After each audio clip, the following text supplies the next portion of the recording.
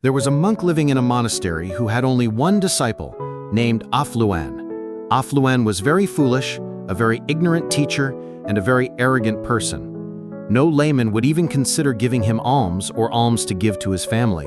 He was very poor and had only one elephant.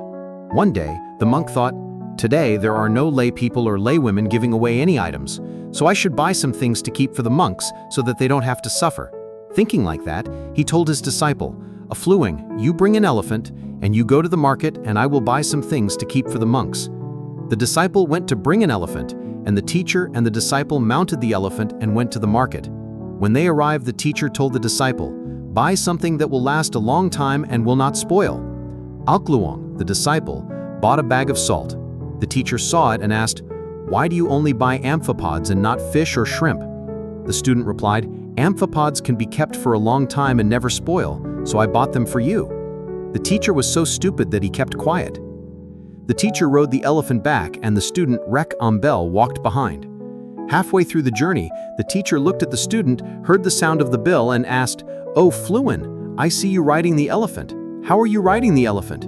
The student replied, "Your Majesty, it's very comfortable and it's also white." The teacher told the student, "You ride the elephant, and I, Rek Ambel, will walk behind." The teacher said yes. He got off the elephant, and the student got on the elephant. The teacher said, "You ride the elephant, and wait for me in the shade of the tree." The student rode the elephant, and when he reached the shade of the tree, he did not stop waiting for the teacher, and rode until he reached the pagoda. The salt teacher followed behind because the salt was very heavy. The teacher stopped and looked at the student, but he didn't see him. He thought, "Wait a minute, I'll bring you back later."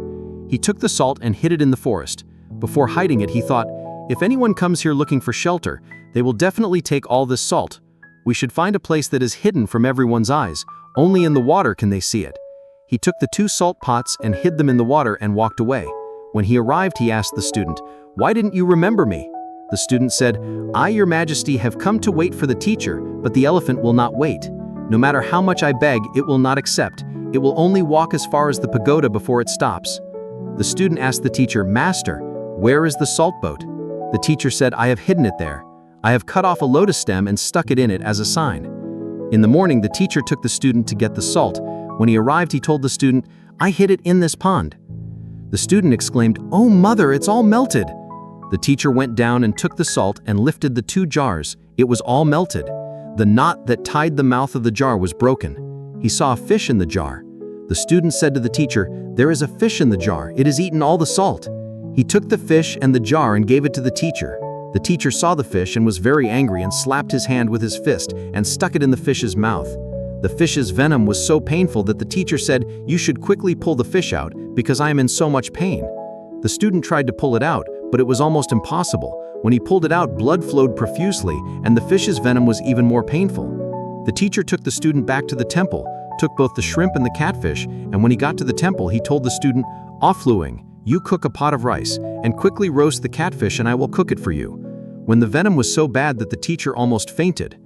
And Afluing also cooked rice with grilled fish and ate it all, leaving only a handful of rice and fish bones in the covered bowl, but it didn't cover tightly. The teacher woke up and told the student, "You bring the rice and fish to cook." Afluent acted as if he had gone to get the rice that the teacher had given him, and returned. He said, "The rice and fish have been eaten, and all that is left is the fish bones and the fish bones." The teacher believed him without any doubt and foolishly gave the student a whip and said, "You use the whip to beat the flies so that they don't stay on the roof." Afluing, the student, beat the flies without stopping. At that time, a fly was stuck to the teacher's nose. He beat it repeatedly, but it didn't hit the fly. The teacher's nose was broken and blood flowed. The student was very scared and ran home. Tell your parents the story.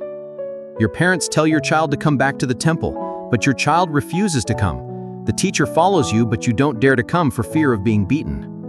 One day, the teacher held a ceremony to recite a love spell to soften the heart of the student. The student, Afluing, learned that the teacher had held such a ceremony and came to the temple to convince the teacher that love was powerful. When he arrived at the temple, he snuck in and saw the teacher sitting and reciting a spell. He asked the teacher, "What are you doing, teacher?" The teacher lied and said, "I recite the love spell in secret because I learned it from someone else." And the teacher thought, "I am really good at love, that's why he came as my student." When the morning came, the student had cooked the rice and said, "The rice is ready." The teacher said, "Then you can lift it up and give it to me." The monk lifted it up and, pretending not to see it, placed the tray on the teacher's head. The teacher shouted, "Afluang, why did you bring the tray and put it on my head?" The student said, "Your Majesty, I can't see it."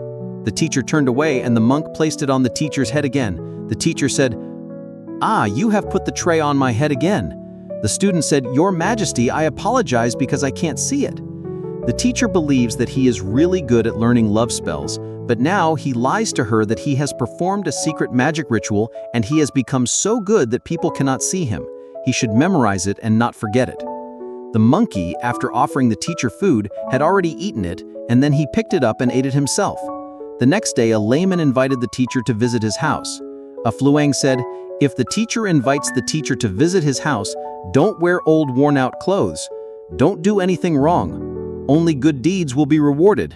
They won't see it." The teacher is very good at concealing himself. Whoever sees it, the teacher will believe the student's words.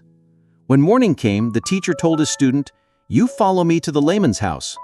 Then the teacher, without wearing a robe, thought, "I'll be able to do it because my magic is so good. Who will see my shame?" and took the student away. When the layman arrived at the house, they raised a bowl of rice to offer to the monk, who was not wearing a robe and was sitting uncomfortably, turning left and right, and was visible in the middle of the field. When the layman saw this, they all laughed and cheered. The monk, who had not yet finished eating, was very embarrassed, so he came down from the house and returned to the temple, cursing the disciples. "Oh, you did not let me wear a robe, now I am very embarrassed." The monk said, "Master, do not be angry with me, Your Majesty. Perhaps this is not a good deed?" The teacher asked, "How do you see that I am wrong?" The monk asked, "Which way did you go when you were going to Chan?" The teacher said, "I went out the east way." The disciple said, "Father, it is clear that you are wrong. The other day, the teacher told me if you learn all the magic spells, you must abstain from eating the fruit of the safflower tree. Even bathing under the safflower tree is not permissible because it is a spell. Now, by bathing under the safflower tree, you are wrong and you are a spell. That is why people see your shame." The teacher heard this and said, "Father Afluang, I forgot to fast. You said that it is true." The teacher foolishly believed it without doubt. From then on, Afluang was a student and served the teacher happily. The gentle die, the wise have good fortune and live long.